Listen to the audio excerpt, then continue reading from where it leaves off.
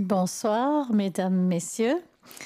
Je vous souhaite la bienvenue à cette conférence de presse, une de plus, du ministère de l'Éducation sur les différents pas durant la phase de déconfinement. Si on regarde en arrière, on pense toujours au 16 mars où du jour au lendemain, plus rien n'était normal. Le 16 mars, à Luxembourg, nous avons partout été obligés de fermer les écoles et aussi au niveau de la société. Ce n'était jamais arrivé du jour au lendemain. Les élèves n'ont plus vu leurs copains, plus vu leurs enseignants. Et l'apprentissage n'était plus que virtuel. Ensemble, on a créé des plateformes en ligne pour pouvoir joindre les élèves et les profs. Et ils ont appris, fait l'apprentissage par Teams. C'était un changement pour tout le monde. Un grand changement et une très grande performance. Le 4 mai, ensuite, avec la réouverture en alternance du secondaire, nous avons fait un premier pas très prudent vers la normalité. Et le 25 mai, au fondamental, nous avons commencé également avec des groupes A et B. Les élèves sont retournés à l'école, ont pu voir leurs enseignants en partie et pas avec l'ensemble de leurs camarades de classe. Tout le monde a dû changer pour pouvoir donner une partie de la normalité à ses enfants et pour pouvoir remplir les écoles avec une certaine sécurité. Mais toujours est-il qu'aujourd'hui, tout n'est pas encore normal dans les écoles. C'est pour ça que pendant les dernières semaines, avant les vacances d'été, nous souhaitons faire un pas de plus en direction de la normalité. Que diriez-vous si on réussissait à rassembler tout le monde dans les classes pour faire en sorte que les classes soient remplies et qu'on termine cette année scolaire de manière normale? Je comprends tous ceux qui vont dire est-ce qu'un changement avant les vacances d'été a vraiment du sens? Est-ce qu'il est justifié de faire cet effort? Et est-ce qu'il y a un avantage pour les enfants? C'est justifié. Et nous aussi, on s'est interrogé plus d'une fois ces derniers jours. On a essayé de trouver des réponses et nous avons fait pareil que les autres semaines. Nous avons pesé le pour et le contre, mis les pour d'un côté et les soucis de l'autre. On n'a pas fait cet exercice nous-mêmes. On a consulté tous nos partenaires ces derniers jours, les directions des différentes écoles, les syndicats, les représentants des parents des écoles et des associations parentales, avec les centres de compétences. Nous avons travaillé aussi avec les écoles, les communes. Nous avons aussi pris un conseil scientifique pour voir quelles sont les nouvelles découvertes au niveau scientifique et s'il y a des nouvelles simulations sur base de cette hypothèse de regrouper les classes. Aussi, auprès de la direction de la santé, nous avons demandé un avis pour cette nouvelle étape. En consultant les différentes personnes, nous avons vu que les opinions divergeaient quant à la fin de cette année scolaire. On a récolté pas mal de remarques, mais aussi beaucoup d'objections et de commentaires objectifs. J'ai entendu pas mal d'arguments différents. On soupèse les problèmes organisationnels, on regarde les arguments pédagogiques qui sont dans l'intérêt des élèves. Et là aussi, les choses deviennent relativement claires. Les élèves devraient retourner dans l'ensemble chez leurs enseignants, même s'il faut rassembler les bancs de nouveau comme avant. Nous savons pourquoi. C'est en vue de donner une opportunité d'apprentissage aux élèves. Donc le gouvernement a décidé sur ma proposition de rassembler de nouveau les groupes A et B à partir du lundi 29 juin jusqu'au mercredi 15 juillet, c'est-à-dire jusqu'aux vacances d'été. Donc, du 29 juin, il reste 13 journées scolaires entières où l'éducation va se faire ensemble tous les jours et non pas une semaine sur l'autre.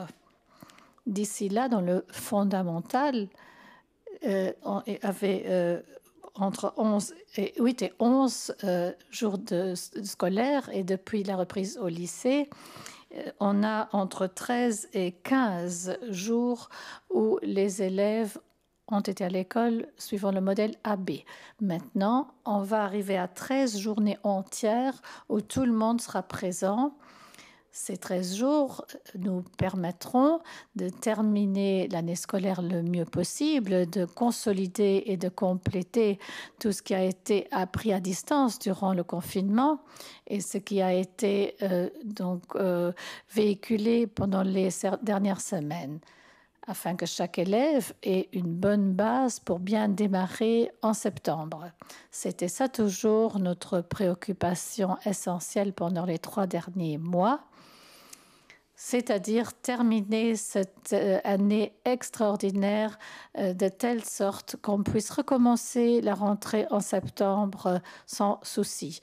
On va continuer de se concentrer sur l'essentiel.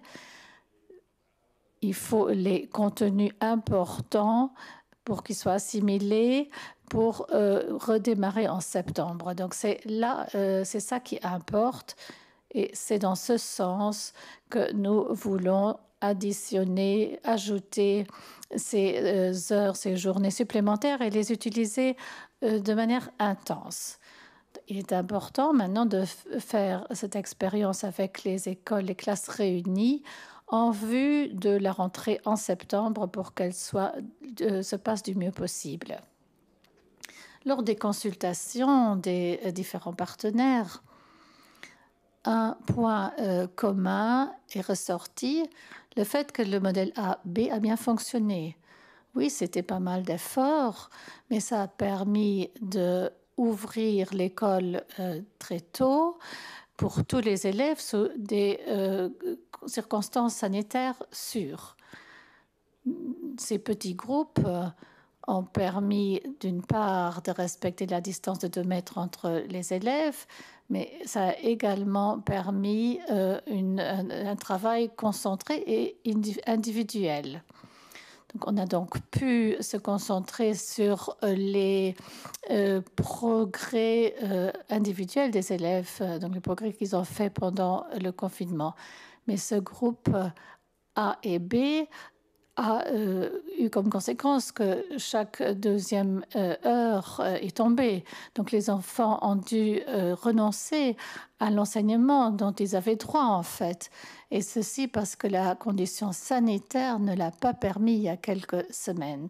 Donc il était nécessaire de protéger les élèves et les enseignants et de freiner la propagation du Covid. Aujourd'hui, nous savons que la situation sanitaire est différente.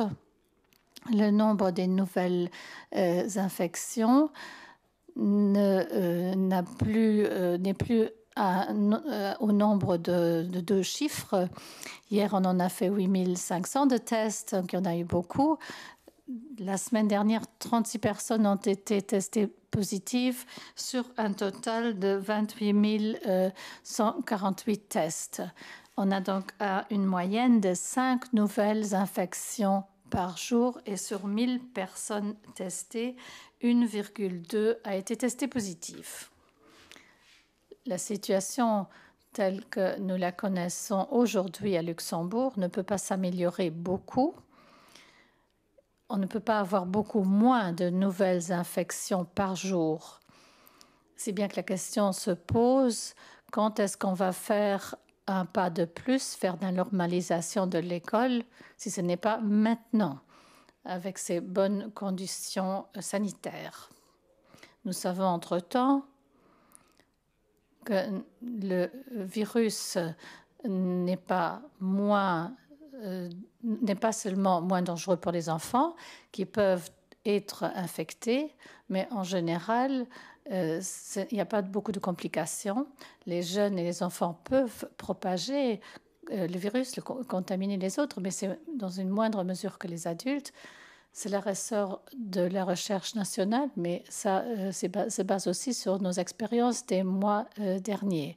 Il y avait des élèves qui étaient infectés, mais en règle générale, c'est par des adultes qu'ils ont été infectés et non pas à l'école. Et en général, ils n'avaient pas de symptômes. Il n'y a donc aucune raison qui justifierait pourquoi les élèves devraient renoncer à la moitié de l'apprentissage, mettre l'ensemble de la classe ensemble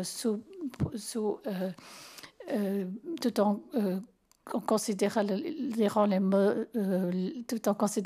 les mesures d'hygiène ne va pas amener des résultats négatifs. C'est ce qui ressort de la task force. On doit bénéficier de cette chance, utiliser cette chance pour mettre les groupes A et B ensemble afin de pouvoir garantir un maximum d'heures aux élèves. Ce faisant, nous avons essayé de faire en sorte que ça fasse le moins de problèmes, de difficultés pour les élèves, les parents et les directions. On doit pouvoir se concentrer sur les moments utiles. On reste de 8 à 13 heures. Donc, l'horaire est pareil, sauf que les groupes A et B sont enseignés ensemble. Ça n'a donc pas d'incidence sur le fonctionnement des maisons relais l'après-midi, avec le fait que les enfants seront ensemble. Toutes les autres règles et restrictions sanitaires restent d'application. La protection buccale est recommandée dans l'enceinte de l'école jusqu'à ce qu'on soit assis sur sa chaise. Il y a la désinfection des mains. Il y a toujours le fait que les élèves ont des récrés différés. Il n'y a pas d'autres cours comme il ne faut pas que les élèves des différents groupes se mélangent. Les enfants restent dans le même groupe l'après-midi que le matin. Ce qui est important, c'est qu'on a un groupe fixe d'élèves qui ne se mélangent pas à l'école. Cela permet dans la salle de classe de renoncer à la protection buccale et à la distanciation. À l'intérieur, le groupe peut se rapprocher, même si à l'extérieur, il faut garder ses distances. Oui, on va rassembler la classe, mais on maintient toutes les autres mesures de sécurité et nous garantirons une sécurité maximale pour chaque élève et chaque intervenant. De plus, l'ouverture de l'école sera accompagnée d'un test à large échelle. Chaque élève et enseignant vont être mis en groupe de 5 et on cherchera chaque semaine une personne sur les 5 qui va se faire tester, si bien qu'on pourra réagir de manière rapide sur de possibles infections et nous allons freiner la propagation du virus parce que les chaînes d'infection seront interrompues rapidement. Et nous aurons une belle image de la propagation du virus et on verra si jamais il y a une augmentation des cas, on pourra réagir. Donc, je fais un appel. Il faut se laisser tester. Ça permet de rendre notre société plus sûre, de nous permettre de bouger davantage si nous pouvons limiter le virus. Ça nous donne plus de liberté. Et en participant, en utilisant cette opportunité de se faire tester, on se protège soi-même, ses amis, ses collègues de travail et aussi ses camarades de classe et les enseignants. Une fois que les groupes A et B seront réunis, ce sera un pas de plus en avant, très important, vers la normalité. les mesures vont rester, que tout le monde devra respecter et qu'ils protégeront les élèves, les enseignants, les éducateurs, etc. Nous apprendrons à vivre avec le Covid et à avoir un enseignement avec le Covid. On fera en sorte que nous allons faire droit au droit à l'éducation et faire attention l'un à l'autre. Après 3 mois et demi après le confinement, nous allons terminer cette année scolaire avec le plus de normalité possible. Ces dernières semaines, j'ai parlé avec grand nombre d'élèves et quel que soit leur âge, quelle que soit l'école qu'ils fréquentent, ils voulaient avant tout une chose, qu'avant la fin de l'année, revoir leurs camarades de classe. C'est aussi un bout de normalité qui fait partie de la classe et c'est important pour les élèves.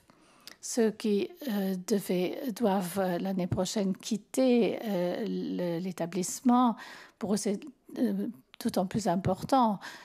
Et il se réjouissent de pouvoir échanger les expériences avec les camarades de classe et ils peuvent dire au revoir à l'école et à l'établissement.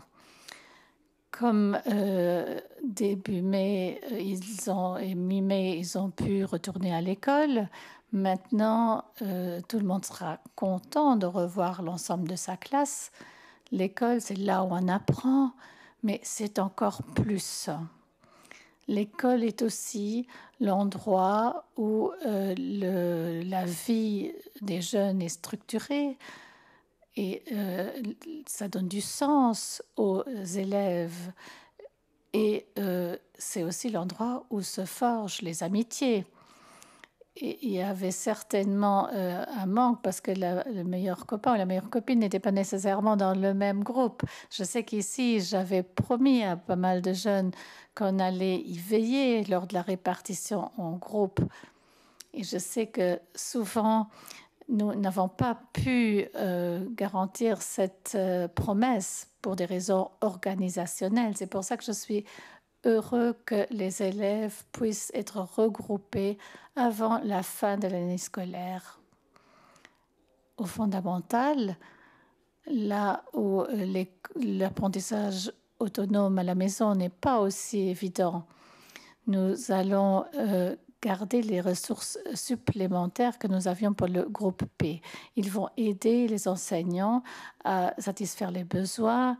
On pourra reprendre les retards, rattraper les retards. Un élève qui avait des problèmes en apprentissage à distance peut être stimulé, toujours dans le but que tout le monde soit en forme pour la nouvelle rentrée. Le corona a vraiment bousculé les écoles et c'est à nous maintenant de faire en sorte que le virus ne soit pas responsable de l'échec de carrière. Et c'est là-dessus qu'il faut se concentrer ces derniers jours de l'année académique.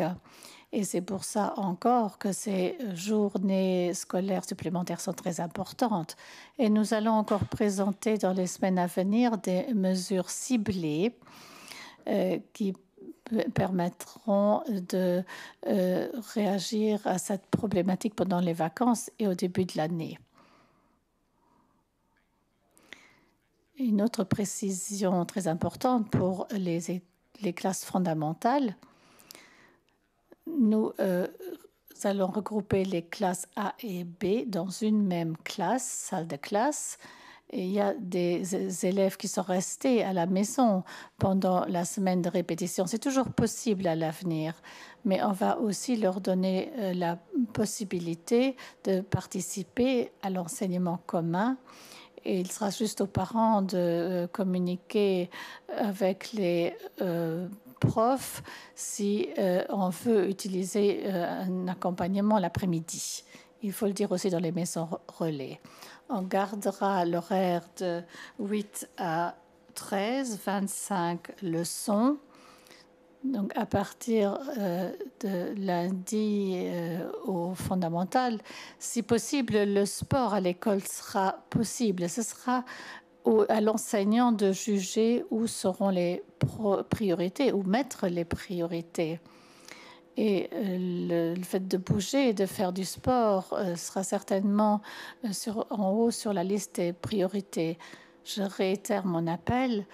Faites beaucoup d'activités à l'extérieur, dans la nature, là où on peut bouger. Et nous savons que le risque de se contaminer, d'être contaminé à l'extérieur est moindre qu'à l'intérieur. Et le mouvement a manqué aux écoliers, aux élèves. Ce n'est pas seulement pendant les heures de classe le matin, mais ça compte aussi pour l'après-midi pendant l'encadrement. Et ces règles-là comptent aussi pendant les associations. Le sport, c'est oui, mais le risque pour l'école et les enseignants, c'est définitivement un non. Nous n'allons pas prendre de risques pour les élèves vulnérables. Ces derniers, en règle générale, restent à la maison et reçoivent un enseignement à distance. Les enseignants vulnérables interviennent aussi de la maison. Et si jamais ce risque de se faire contaminer est très minime, mais nous comprenons toutefois les angoisses des personnes vulnérables et nous les protégerons particulièrement à l'avenir. Une question qui se pose souvent, s'il y aura des excursions scolaires et des colonies. À partir du lundi qui vient, les excursions sont de nouveau possibles. Les règles sont les règles générales de sécurité. Nous voulons utiliser ces dernières semaines pour enseigner les contenus nécessaires pour la rentrée, mais nous savons aussi que le programme des 5 leçons par jour doit aussi être un petit peu assoupli, de même que le programme hebdomadaire. Les élèves ont besoin aussi de distance, pas de distance par rapport aux autres, mais de la distance par rapport au corona. C'est pour ça qu'une excursion peut aider énormément.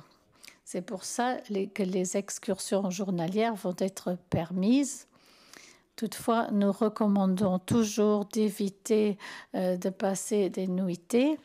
Donc, c'est pour ça qu'il faudra renoncer aux colonies jusqu'au 15 juillet. Que signifie la normalité? On s'en rend compte si du jour au lendemain, on n'en profite plus. Les jeunes ont dû renoncer à pas mal de choses, non seulement à l'école, aux amitiés, à la vie sociale, à la liberté et l'autonomie, au sport et au mouvement. Si nous voulons que les jeunes sortent en bonne santé de la crise, nous devons utiliser les semaines à venir pour leur rendre ce qu'ils n'ont pas pu avoir pendant autant de semaines. C'était correct en mars de fermer les écoles et les maisons de relais, mais c'était bien aussi de les rouvrir il y a quelques semaines. Et maintenant, c'est la bonne décision de faire ce pas de plus vers la normalité. Comme l'apprentissage à distance a demandé beaucoup d'efforts, comme tout le monde a aidé à garantir le modèle A et B, de la même manière, je suis persuadée que le rassemblement des classes avec le soutien de tous les acteurs est possible et que les jeunes vont en profiter au maximum. Chacun, élèves, parents, enseignants, savent qu'ils peuvent commencer les vacances en sachant que nous avons fait le maximum pour arriver jusqu'à la fin de l'année scolaire et que la rentrée de septembre pourra être préparée pour être le plus normal possible. Merci pour votre attention et je suis à disposition pour des questions.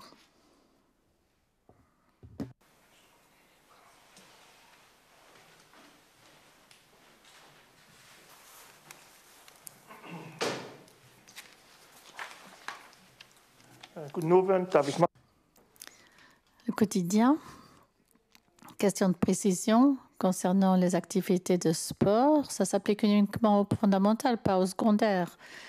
Nous encourageons les enseignants de faire des activités sportives dans les 25 leçons. C'est différent parce que pour le secondaire, on a dû réduire le nombre d'heures et nous avons un enseignant par matière.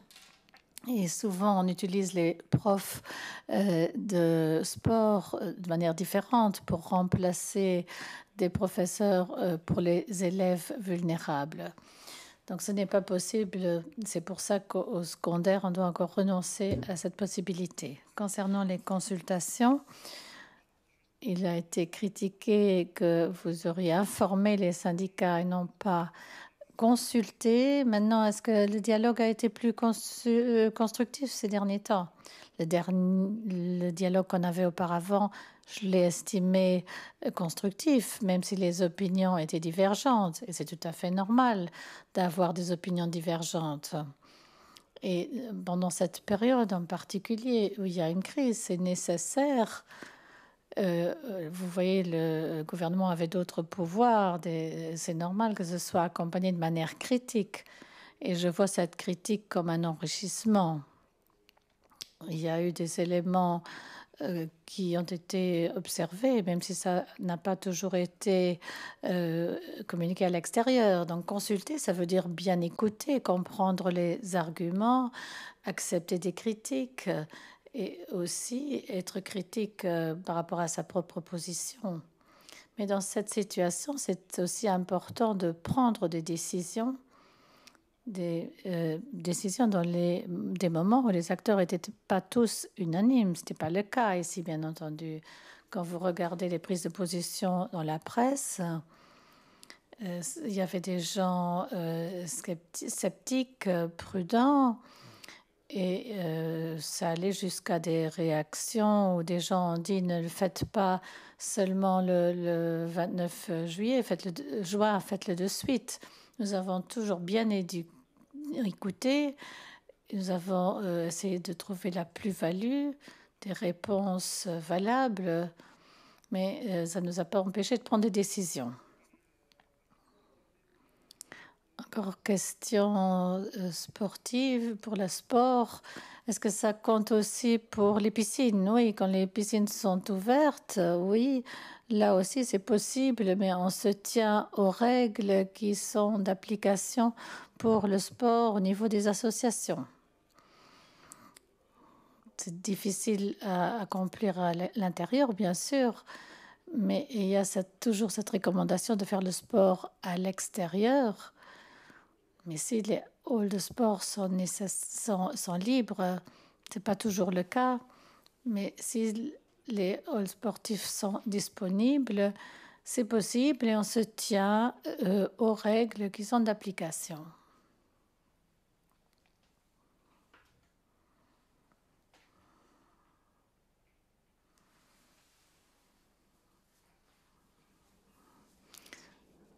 Bonne soirée, quelques questions.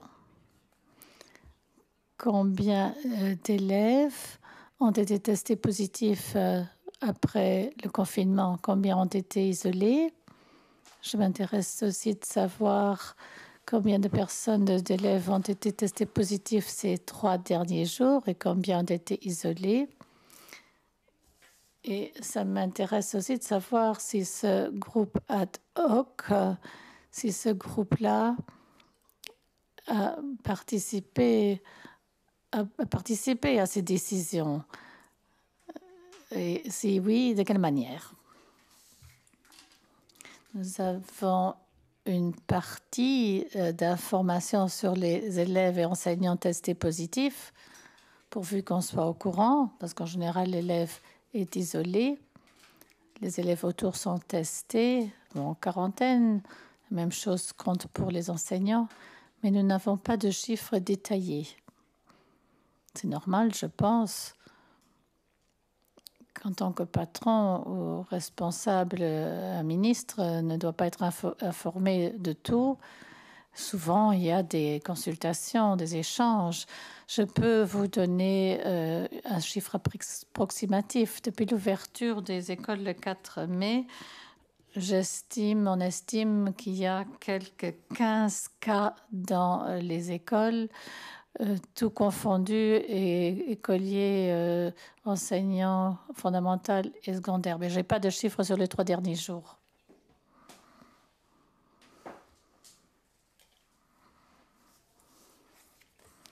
Donc ça sont les personnes testées positives, ou ce sont les personnes isolées. Chacun qui est testé positif est isolé également. Il se peut que ceux qui étaient en contact étroit soient mis en quarantaine. On ne peut pas toujours dire combien de personnes il y a. Ces personnes sont testées. S'ils sont négatifs, alors cette quarantaine est terminée. C'est au cas par cas qu'on considère ceci. On applique ces mesures de sécurité. Donc cela n'oblige pas que la totalité de la classe soit en quarantaine. On essaie toujours de garder la distance et on respecte les autres mesures d'hygiène. Donc un contact étroit n'est pas donné, même si on est ensemble dans une classe ou qu'on fait une activité ensemble. Et le groupe ad hoc. Ce groupe ad hoc n'a pas été consulté. Ce groupe conseille le ministre d'État dans son travail de coordination. Nous avions surtout un contact avec les autres ministères, instances et au niveau du gouvernement. On a discuté ensemble, mais ce groupe ad hoc n'est pas intervenu. Autre question pour la recherche. Ce testing est prévu. Donc, il est prévu de faire des clusters. Vous en avez parlé brièvement. D'autres pays ont décidé de publier la manière dont les clusters ont été formés. Est-ce qu'on pourrait voir plus? Est-ce qu'il y a des détails plus précis, en particulier pour le secteur de l'éducation? Je pense que ce n'est pas un problème de vous faire parvenir davantage d'informations. Ça compte pour mon domaine, l'accompagnement, les écoles. J'ai expliqué ici, tous les acteurs seront mis en groupe de 5 et par semaine, chaque fois, une autre personne du groupe sera testée. C'est pour avoir une vue transversale, une photo de chaque semaine, et c'est uniquement complet si beaucoup de gens participent. Et ça va aussi au-delà de ce qui a été annoncé il y a quelques semaines. Parce qu'on pensait au départ faire juste une partie des classes et de juste tester plus large au cas où il y a plus de cas. Mais ici, maintenant, on fait différemment. On regarde comment le testing se fait au niveau de l'éducation. On veut une sécurité maximale pour arriver à la normalité. Et à cet effet, je pense que nous avons une approche intéressante qui sera intéressante aussi afin de nous donner une sécurité supplémentaire à la rentrée. C'est pour ça que j'attends de manière... j'attends ces résultats. Ces dernières semaines, on a testé les élèves de première et leurs enseignants. Donc, on a en fait freiné ce testing. Il était prévu de faire davantage de tests. Nous l'avons fait parce que nous avons vu qu'il y avait très peu de cas positifs. Alors, tester beaucoup de personnes pour trouver très peu de cas, c'est une question. Est-ce qu'on utilise les ressources correctement? Ici, nous faisons un pas de plus en direction du déconfinement en mettant les groupes ensemble. Et là, ça nous intéresse de savoir si ça va amener une réaction Et si on détient ici un instrument qui nous permet, et on le verra si ça a un effet, d'autre part, on fera des tests massifs pour isoler ceux qui sont positifs. Et pour le restant, on veut que tout se fasse normalement au niveau scolaire. Mais si nécessaire, ces mesures auxquelles on renonce maintenant seront peut-être de nouveau d'application dans les mois à venir. Mais ça veut dire apprendre à cohabiter avec le virus et le testing peut aider à ce niveau.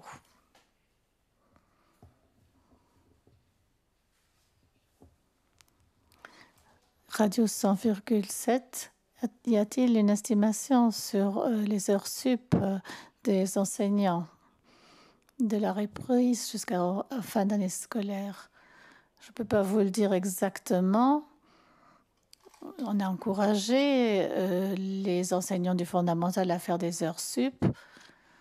Et la plupart des agents du fondamental l'a fait. Ils ont dit oui, on veut en faire pour arriver à ces 25 leçons, pour les assurer tout seuls. Et je les remercie.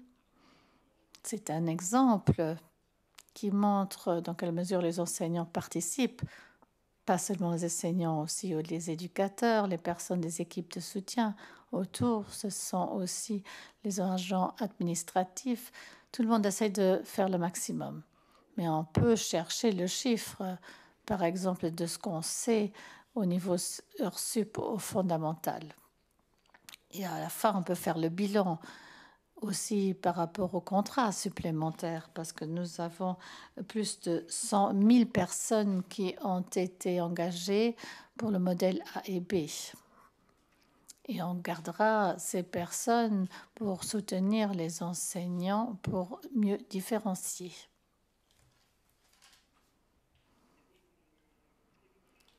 Question concernant les crèches. Ce n'était pas encore bien défini pour l'après 15 juillet. Avez-vous des nouveaux plans déjà? On se donne rendez-vous pour vendredi prochain et je suis optimiste de pouvoir vous donner une réponse précise à ce sujet. Ce ne sera peut-être pas une conférence de presse entière, mais je pense qu'on peut partir du principe qu'après le 15 juillet, on fera un grand pas vers la normalité pour les crèches, mais ce sera encore discuté au cours de la semaine prochaine avec la santé et je ferai une proposition au Conseil de gouvernement vendredi prochain sur la nouvelle étape au niveau des crèches dans le déconfinement. Encore une question par rapport aux crèches. J'avais déjà posé la question au ministère, peut-être que vous le savez. Pour les crèches privées, est-ce que ce congé pour raison familiale a été pris qui a été pris par les éducateurs? Est-ce qu'il faut le repayer par la suite? Ou est-ce qu'il y aura des aides? J'ai fait des recherches et entendu deux réponses. Les uns disent oui, il faut rembourser, les autres disent non. C'était à charge patronale, ça ne vient pas du même pot. Donc, ce n'est pas compris dans cet article. Une question très intéressante. Je ne peux pas vous y répondre seule parce que ce congé pour raison familiale ne dépend pas de notre ministère. Mais c'est vrai, on dit, si on a aidé un secteur par un chemin, on ne peut pas encore l'aider d'une autre manière pour la même chose. Donc, on a fait déjà ces discussions pour le temps partiel. On a dit, on aide les crèches privées, les recettes, les chèques, ça continue sur base des inscriptions. Donc, on ne peut pas donner une autre aide, par exemple le temps partiel. Et cette même logique doit s'appliquer au congé pour raison familiale. Mais c'est sûr que je vais devoir en parler avec Robin Schneider et Dan Kirsch. Je vous remercie. Un grand pas en avant vers le déconfinement. Mais il reste quelques questions. Il reste des décisions à prendre en vue de la normalisation de tout le secteur éducatif. On va aller de l'avant en rassemblant l'expérience et en prenant le prochain pas logique à la